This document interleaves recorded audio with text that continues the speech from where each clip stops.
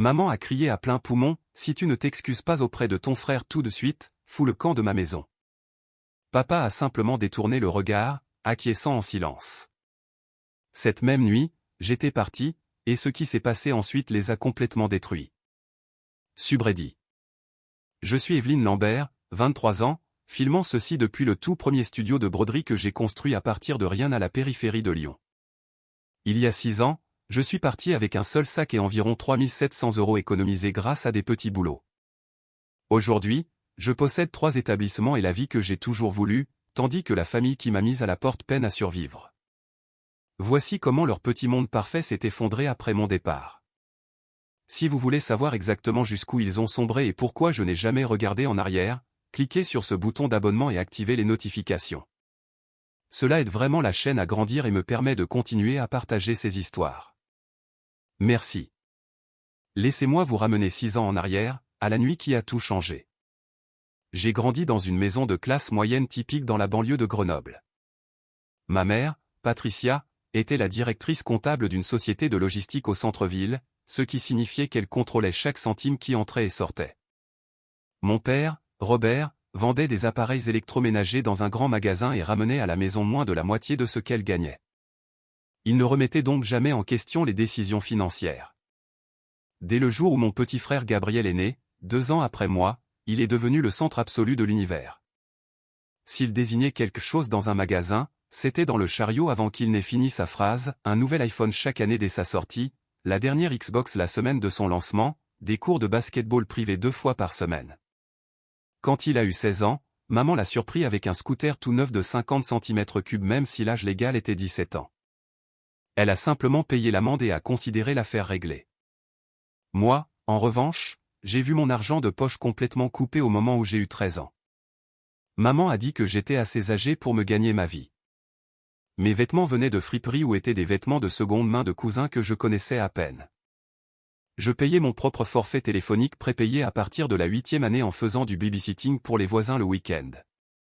Si je demandais 18 € pour une sortie scolaire, la réponse était toujours la même, débrouille-toi, Evelyne. Les doubles standards étaient insensés. Gabriel pouvait inviter des amis n'importe quand, sans poser de questions. Mes amis avaient besoin d'une permission 3 jours à l'avance, et seulement si Gabriel n'avait pas déjà des projets. Sa chambre était interdite à tout le monde, y compris à moi. Ma chambre, maman entrait quand elle le voulait, fouillait dans mes tiroirs et jetait tout ce qu'elle décidait que je ne méritais pas. Gabriel ratait son couvre-feu de plusieurs heures, maman l'attendait avec des collations. Je suis rentré 10 minutes en retard une fois et j'ai été privé de sortie pendant 1 mois. Papa n'est jamais intervenu. Il haussait simplement les épaules et disait, « Ta mère gère l'argent. Je gère le jardin. » Il était terrifié par son tempérament et encore plus terrifié de perdre la vie confortable que son salaire lui procurait. Il est donc resté silencieux, et j'ai vite appris que parler ne faisait qu'empirer les choses. À 15 ans, j'en avais assez de supplier pour obtenir de l'équité. J'ai commencé à chercher une vraie porte de sortie. C'est là que j'ai trouvé la petite boutique de broderie de ma tante Mireille, à 20 minutes de la maison. Mireille est la sœur aînée de maman, la brebis galeuse de la famille, parce qu'elle ne s'est jamais mariée et a gaspillé sa vie à diriger ce que maman appelait un magasin de loisirs. Je suis entré un samedi à la recherche d'un travail, n'importe lequel. Elle m'a regardé, m'a tendu un balai et m'a dit, « Commence aujourd'hui. 10 € de l'heure en espèces. » Je me présentais tous les jours après l'école et tous les week-ends. Mireille m'a tout appris, comment enfiler les machines industrielles, comment numériser les motifs pour qu'ils brodent proprement, comment fixer le prix des commandes personnalisées pour que vous gagniez réellement de l'argent au lieu d'en perdre en fil et en stabilisateur. Elle m'a laissé gérer de petites commandes seule au bout d'1 mois parce que j'avais vite appris et je ne me plaignais jamais de rester tard. Elle me payait équitablement, ne me devait jamais un centime, et ne me traitait jamais comme une enfant qui n'avait pas sa place.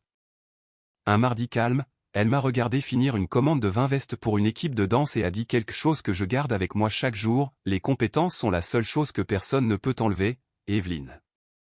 Ni ta mère, ni tes professeurs, personne. Continue à les construire. Cette boutique est devenue mon évasion. Je préférais passer 10 heures à tendre des vestes et à couper les fils flottants que 10 minutes à la maison à écouter maman se vanter des dernières réussites de Gabriel tout en faisant semblant que je n'existais pas. L'argent que je gagnais allait directement sur un compte séparé que maman ignorait. À 17 ans, j'avais plus de 3700 € économisés, chaque euro gagné de mes propres mains sur ces machines. J'ai gardé la tête baissée, compté les jours jusqu'à la remise des diplômes, et je me disais que dès que j'aurais 18 ans, je partirais pour de bon. Ricanement, je n'avais aucune idée que cela ne prendrait même pas autant de temps. Un jeudi soir, quand j'avais 17 ans, tout a explosé. J'avais 17 ans, en dernière année, enfermé dans ma chambre, luttant contre la montre sur le projet qui ferait ou déferait mes demandes de bourse d'études. Ce n'était pas un devoir à jeter. C'était la pièce maîtresse de dernière année pour la filière mode et conception de broderie, 40% de ma note finale et la seule pièce qui devait impressionner les juges. J'avais dépensé 280 € que j'avais économisé pendant 6 mois pour une seule yarde parfaite de soie du pion italienne couleur ivoire. Plus 75 € supplémentaires pour les fils teints sur mesure et le cadre de cerceau en chêne fait main que j'avais assemblé moi-même. Le design était un voile de mariée avec des bords en dentelle numérisée complexe qui m'avait pris plus de 30 heures juste pour obtenir un point parfait. La date limite était la première heure lundi matin. La maison était calme pour une fois. Maman était en bas en train de faire le budget mensuel. Papa était à son deuxième travail en fermant le magasin d'électroménager et Gabriel était censé faire ses devoirs. J'avais la grosse machine industrielle installée sur la table pliante. Tension réglée exactement, stabilisateur tendu dans le cerceau, tout était prêt pour la dernière sortie de broderie de 6 heures. Puis ma porte s'est ouverte en grand sans coup. Gabriel est entré en marchant, portant sa veste de varsity, même s'il n'était qu'un étudiant de première année dans l'équipe junior. Il ricanement avait son téléphone dans une main et une ébauche bâclée sur du papier à lettres dans l'autre. « J'ai besoin de la machine pour genre 30 minutes, a-t-il dit, tendant déjà la main vers le panneau de commande au-dessus de moi. Non, absolument pas. Je suis en pleine broderie finale. Un mauvais mouvement et tout est ruiné. Allons, Evelyne. Ce sont 12 t-shirts pour l'équipe. L'entraîneur a dit que si nous avons l'air professionnel demain, nous avons quasiment la garantie de nouveaux uniformes l'année prochaine. J'ai dit, non, utilise la machine de petit frère dans le sous-sol ou attends jusqu'à lundi soir quand j'aurai fini. Ses yeux se sont plissés de la manière dont il le faisait toujours lorsque quelqu'un osait lui dire non. J'avais vu ce regard sur des professeurs, des entraîneurs, même sur maman quand elle essayait rarement de le retenir. Mais jamais de plein fouet sur moi. Tu te crois spécial parce que tu cours après une stupide bourse d'études, a-t-il lancé. Agissant toujours comme si tes petits projets de couture comptaient plus que tout le monde. Gabriel, sort. Il n'est pas parti. Au lieu de cela, il a attrapé mes ciseaux à broder en titane, ceux que j'avais achetés avec 3 mois de pourboire, et d'un geste violent, il a lacéré la soie. 1, 2, 3 longues entailles, déchirant la yarde entière en ruban. Les fils se sont cassés comme de petits coups de feu. Avant que je puisse bouger, il a saisi le cadre en chaîne à 2 mains et l'a violemment jeté sur le coin de la table en métal. Le bois s'est cassé bruyamment. Le cerceau s'est brisé. Le tout s'est effondré en un tas en ruine. J'ai bondi en avant. Es-tu devenu fou? Il n'avait pas fini. Il m'a poussé fort, les 2 paumes à plat contre ma poitrine. J'ai volé en arrière, mais en heurtant le bord tranchant de la table de coupe. La douleur m'a traversé le côté si violemment que j'ai vu des étoiles. La soie détruite flottait sur le tapis comme une chose morte. Des pas ont retenti dans les escaliers. Gabriel criait déjà à plein poumon. De fausses larmes à la demande. Maman a fait irruption dans la porte, le visage pourpre, Gabriel juste derrière elle, serrant son poignet comme si je l'avais cassé. « Que as-tu fait à ton frère » a-t-elle rugi avant que je puisse même respirer. « Regarde ce qu'il a fait. » J'ai pointé la soie déchirée, le cadre cassé, les ciseaux toujours dans sa main. « Je me fiche de ce qu'il a fait. Tu ne dois jamais le toucher. C'est lui qui m'a poussé en premier. Il a tout détruit. » Maman s'est approchée si près que j'ai senti son souffle. « Excuse-toi auprès de ton frère tout de suite ou fous le camp de ma maison. » Papa est apparu dans le couloir derrière elle, toujours dans sa chemise de travail, les yeux fixés sur le tapis, les mains enfouies dans ses poches. Pas un seul mot. J'ai regardé les ruines de mon projet éparpillées sur le sol. J'ai regardé Gabriel ricaner à travers ses larmes de crocodile. J'ai regardé maman trembler de rage pour lui. J'ai regardé papa, refusant même de lever les yeux. Quelque chose en moi s'est complètement éteint, comme un interrupteur passant à l'arrêt permanent. J'ai croisé le regard de maman, la voix plate et calme. Compris. Je me suis retourné dans ma chambre et j'ai fermé la porte. Cette même nuit, j'ai fait mon sac. Au moment où j'ai claqué la porte sur les cris de maman, un interrupteur a basculé en moi. Pas de rage, pas de pleurs, juste une clarté glaciale.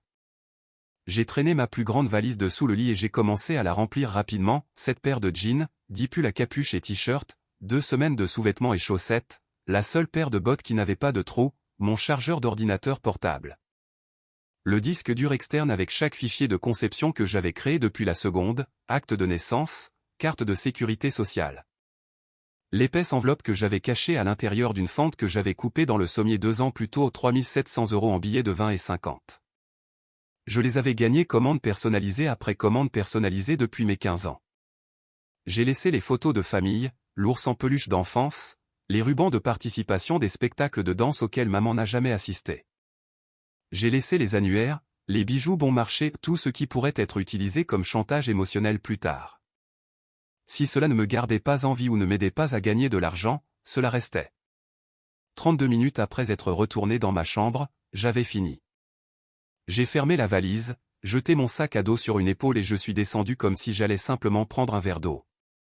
La cuisine était vide, la lumière du plafond crue.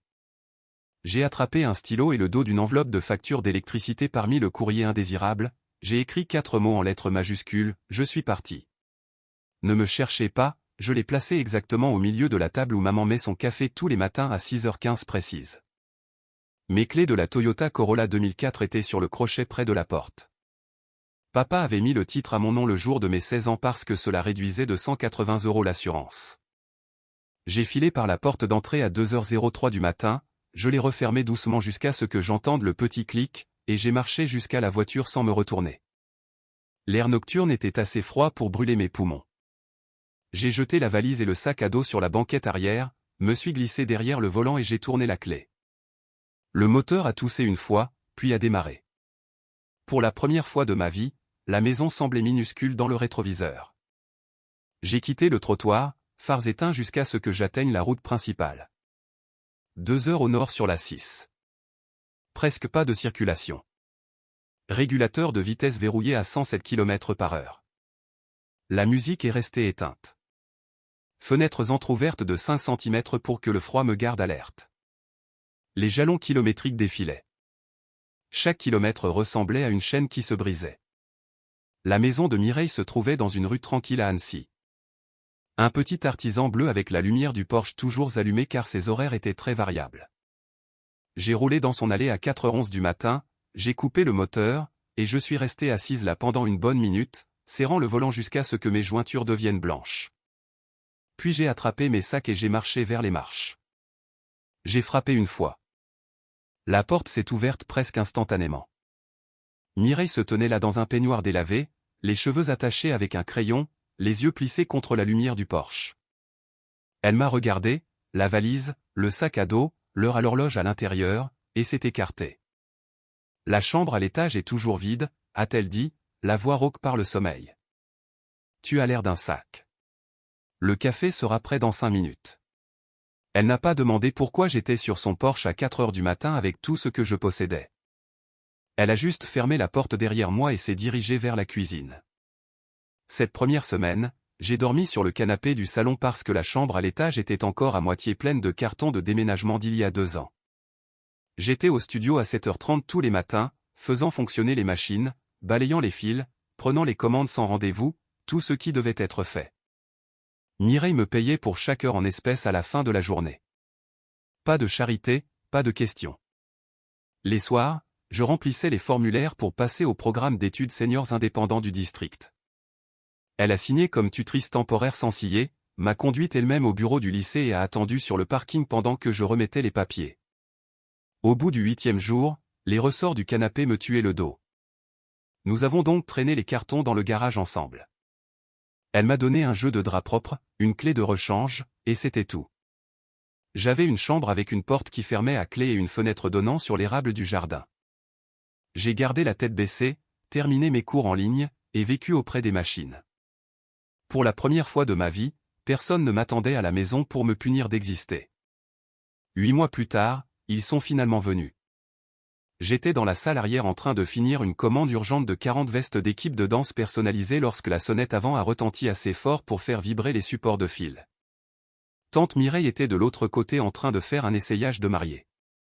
J'ai donc posé la dernière veste sur la table de repassage, essuyé les peluches de mes mains, et je suis sorti accueillir qui venait d'entrer. Maman, papa et Gabriel se tenaient juste à l'intérieur de l'entrée comme s'ils mettaient en scène une intervention. Les bras de maman étaient croisés si fort que ses jointures étaient blanches. Papa fixait le plancher. Gabriel s'appuyait contre le comptoir, faisant défiler son téléphone avec ce même demi-sourire qu'il avait eu la nuit où il avait détruit mon projet.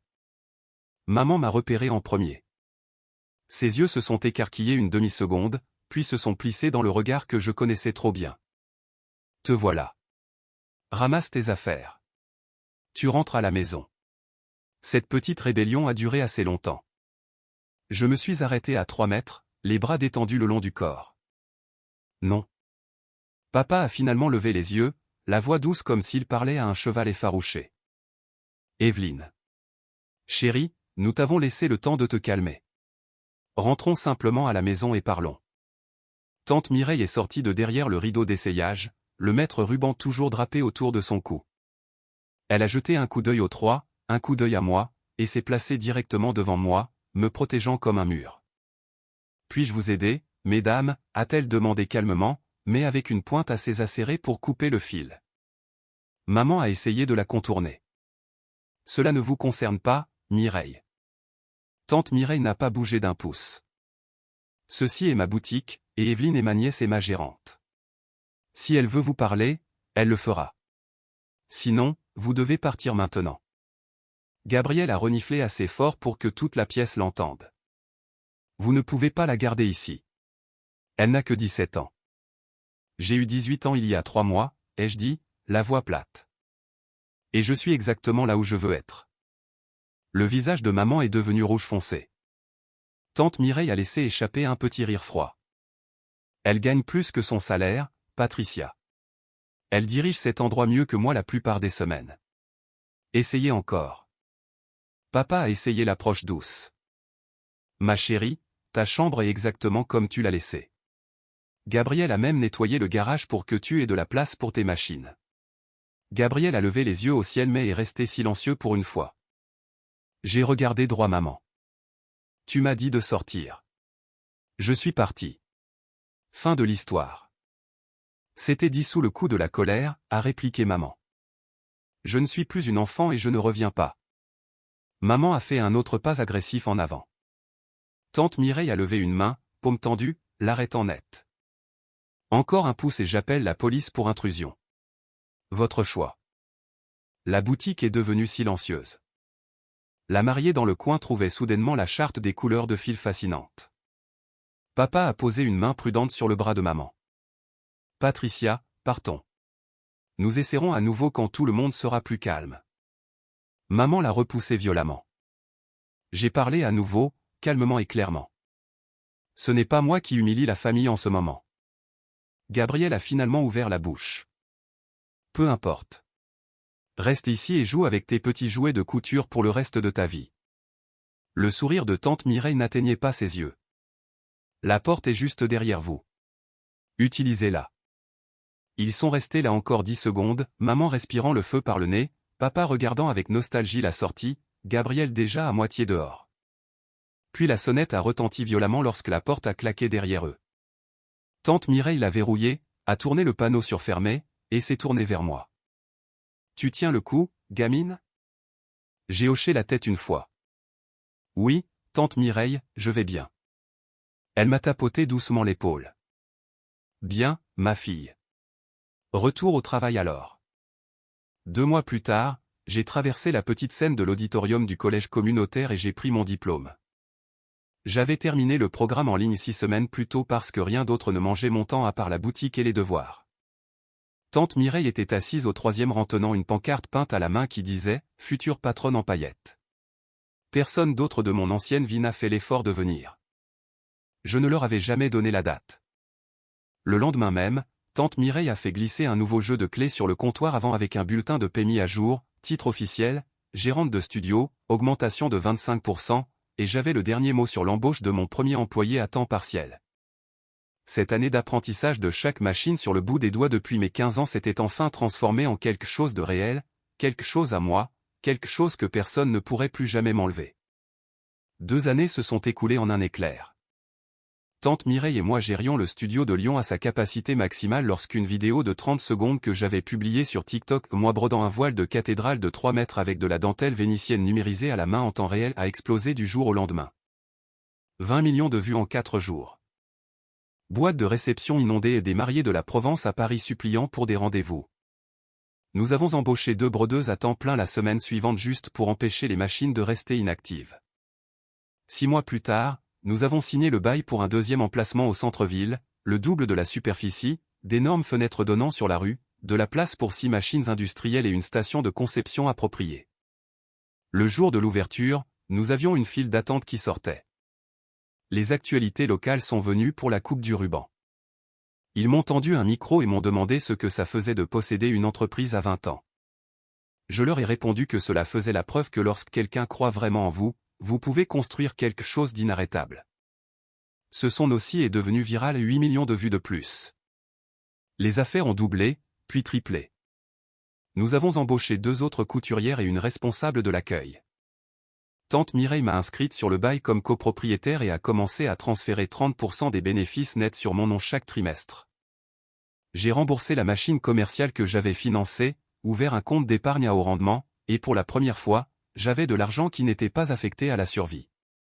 À Grenoble, le contraire se produisait. Gabrielle a fait en sorte que sa petite amie tombe enceinte à 17 ans. La réaction de maman était prévisible, mode protection totale. Elle a épuisé leurs économies restantes pour louer un appartement au jeune couple, a acheté tous les articles pour bébé sur la liste de naissance, a payé les factures d'hôpital lorsque l'assurance n'a pas suffi. 6 mois après l'arrivée du bébé, la petite amie est partie et n'est jamais revenue. Maman a simplement installé Gabriel et le nourrisson dans la chambre d'amis et a tout pris en charge, lait en poudre, couche, visite pédiatrique, tout sur des cartes de crédit au maximum parce que les heures de papa au magasin d'électroménager avaient été réduites à temps partiel après une restructuration d'entreprise. Papa a commencé à prendre des quarts de nuit à l'entrepôt en plus de son travail de jour juste pour payer l'hypothèque. Mais le calcul ne fonctionnait jamais. Les intérêts s'accumulaient. Les frais de retard s'empilaient. Maman a commencé à appeler la ligne fixe du studio 1 fois par semaine, puis 2 fois, puis quotidiennement. Tante Mireille a cessé de répondre après la 3e, urgence, qui s'est avérée être Gabriel ayant besoin de nouvelles freins pour le SUV d'occasion que maman lui avait acheté. Ensuite, mon téléphone portable personnel a commencé à exploser. Numéros inconnus, numéros bloqués, nouveaux numéros à chaque fois. Même scénario, différents niveaux de désespoir, maman, le bébé a besoin d'un lait spécial. Il nous manque 180 € ce mois-ci. Papa, nous détestons demander, chérie, mais même un peu aiderait pour la facture d'électricité. Gabriel une fois à 3 heures du matin, visiblement ivre, tu es là à vivre dans le luxe pendant que nous nous noyons. Tu nous dois. J'ai laissé les 3 premiers appels aller à la messagerie vocale, j'ai écouté une fois, puis j'ai bloqué chaque numéro qui passait. Lorsque les textos ont commencé à arriver de téléphones aléatoires demandant 300, 500, 1000 €, juste cette fois, j'ai activé le mode ne pas déranger pour les appelants inconnus et je ne l'ai jamais désactivé. Un soir après la fermeture, tante Mireille m'a regardé supprimer une série de 27 messages non lus. Elle nous a versé à chacune un verre de vin rouge bon marché et m'a dit, tu ne leur dois pas un seul souffle, gamine. Souviens-toi pourquoi tu es partie. Les appels ont finalement ralenti, puis se sont arrêtés pendant des mois. J'ai pris cela comme une victoire. Le studio du centre-ville a célébré son premier anniversaire avec une vente de fête de quartier qui a été reprise par les informations du matin. Les revenus étaient suffisamment solides pour que tante Mireille augmente à nouveau mon pourcentage de propriété et commence à parler d'un 3e emplacement avant même que j'aie 21 ans. J'avais 20 ans, je formais de nouveaux employés, je concevais des motifs de dentelle en édition limitée qui se vendaient en quelques minutes en ligne. Et pour la première fois de ma vie, l'argent rentrait plus vite que je ne pouvais le dépenser de manière responsable. Puis l'avis de saisie a atteint leur maison. Au moment où j'ai eu 22 ans, leur maison avait disparu. Les 2 studios fonctionnaient comme une horloge, 6 employés à temps plein au total, des revenus constants à 5 chiffres chaque mois, et une liste d'attente de mariage réservée 18 mois à l'avance. Tante Mireille et moi avons signé le bail d'un petit immeuble commercial en bordure du centre-ville d'Annecy. Nous l'avons entièrement rénové et avons déplacé l'emplacement d'origine dans le nouvel espace.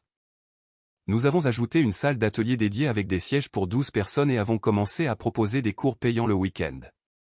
Mon nom était sur la liste de paie comme copropriétaire, l'assurance maladie a finalement été activée, et nous avons acheté une camionnette cargo enveloppée avec le logo du studio sur les deux côtés afin de pouvoir gérer nous-mêmes les plus grosses livraisons. Pendant ce temps, l'avis de saisie est devenu réalité.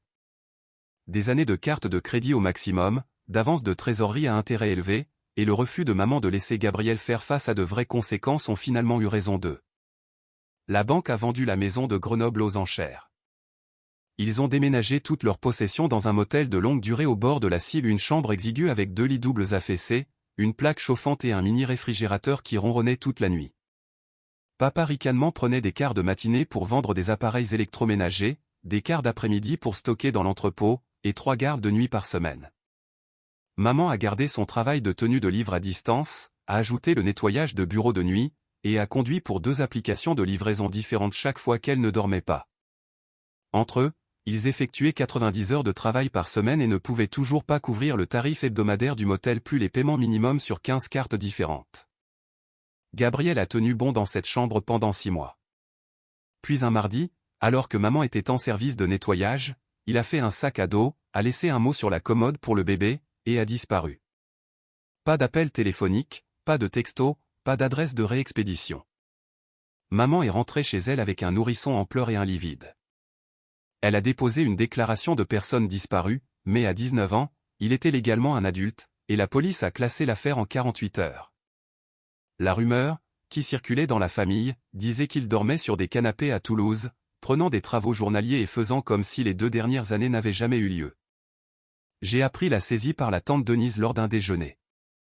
Elle répondait encore aux appels occasionnels de maman par culpabilité. J'ai entendu dire que Gabriel était parti grâce à une publication vague sur les réseaux sociaux d'un cousin. Je n'ai pas appelé. Je n'ai pas envoyé de texto. Je n'ai pas envoyé un centime. Cette même année, j'ai acheté ma première maison. Un bungalow de 1940 avec 2 chambres, à 8 minutes du nouveau bâtiment, répertorié comme à rénover parce que la cuisine était d'origine et que le toit avait besoin de travaux. Près de la FHA, 3,5% d'acompte, en fait moins cher que de louer un appartement d'une chambre au centre-ville. Tante Mireille s'est portée garante pour rassurer la banque, mais l'acte de propriété et l'hypothèque étaient à mon nom uniquement. J'ai passé les week-ends à arracher la vieille moquette, à refaire les parquets et à peindre chaque pièce moi-même. Ce n'était pas grand, ce n'était pas chic, mais les clés étaient à moi, et personne ne pouvait me les enlever. C'est aussi à ce moment-là que Quentin est passé de client régulier de l'équipe à quelque chose de réel. Il entraînait un programme de softball compétitif et apportait des maillots depuis des années. Un jeudi calme, il est resté après avoir déposé une commande, m'a demandé si je voulais prendre des hamburgers après que nous ayons fermé. J'ai dit oui. 6 mois plus tard, nous partagions les week-ends entre ma place et la sienne, à tour de rôle pour cuisiner, nous disputer sur les listes de lecture et tomber dans une sorte de rythme facile que je ne pensais jamais avoir. Il ne s'est jamais plaint une seule fois de la poussière de fil sur mes vêtements ou du fait que je travaillais parfois jusqu'à minuit sur un voile urgent. Il aimait le fait que je puisse réparer du plaque-au-plâtre et câbler un luminaire sans appeler personne. La vie était stable, paisible et entièrement sous mon contrôle. Il y a 3 mois, maman est entrée seule. C'était un mardi après-midi calme au studio du centre-ville. Nous étions entre 2 saisons de mariage, donc l'endroit était calme. J'étais à l'arrière en train de numériser un nouveau monogramme quand la sonnette avant a produit un jingle unique et hésitant. J'ai supposé que c'était une consultation sans rendez-vous et j'ai continué à travailler. La voix de tante Mireille est revenue, basse et surprise. Patricia. J'ai figé, l'aiguille toujours dans ma main. Je l'ai posée, je suis sorti à l'avant, et la voilà, plus petite que dans mon souvenir. Cheveux plus gris, portant un manteau bon marché qui semblait venir d'un magasin de déstockage. Pas de papa, pas de Gabriel, juste maman debout au milieu de ma boutique, les yeux rouges et gonflés.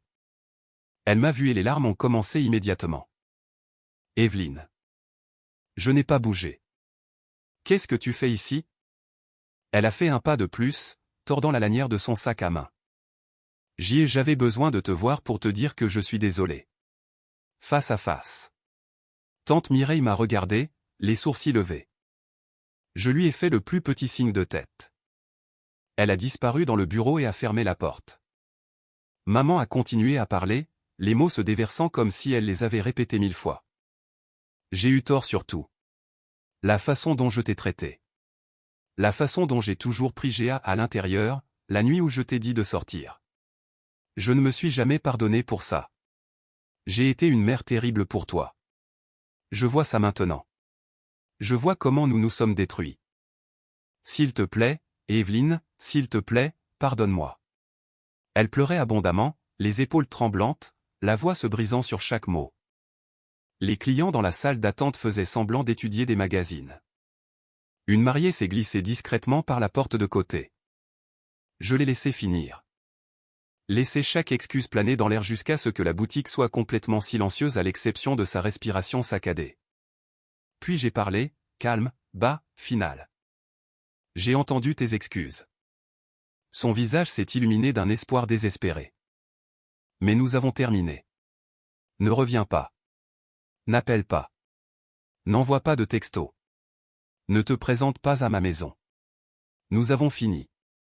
L'espoir est mort instantanément. Sa bouche s'est ouverte, s'est fermée, s'est ouverte à nouveau. Aucun son n'en est sorti.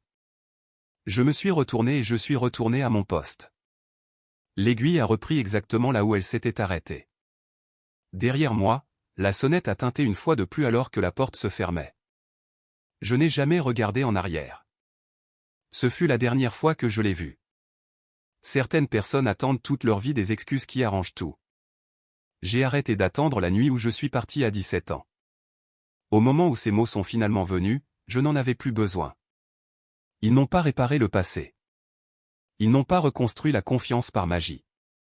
Ils ont juste prouvé à quel point ils étaient tardifs. Des excuses dont vous n'avez plus besoin ne sont que du bruit. Couper quelqu'un n'est pas cruel lorsque rester vous détruirait. C'est de la survie. C'est le moment où vous choisissez votre paix plutôt que leur confort. C'est le moment où vous arrêtez de laisser les personnes qui vous ont fait du mal louer un espace dans votre tête. J'ai 23 ans. Je possède 3 studios florissants. J'ai une maison avec mon nom sur l'acte de propriété. J'ai Quentin qui m'aime même dans mes pires journées. J'ai tante Mireille qui m'a montré à quoi ressemble une vraie famille. J'ai des employés qui me respectent, des clients qui me font confiance, et un avenir que j'ai construit fil après fil. Je n'ai ni maman, ni papa, ni Gabriel dans ma vie. Et je n'ai jamais été plus heureuse. Si vous regardez ceci et que vous vous accrochez encore à des gens qui ne vous aiment que lorsque cela leur convient, posez-vous une question, quelle partie de votre paix êtes-vous prêt à échanger contre leur approbation? Parfois, la chose la plus saine que vous puissiez faire est de fermer la porte et de jeter la clé. Parce qu'une excuse qui arrive après que vous ayez déjà guéri, cela ne signifie rien du tout.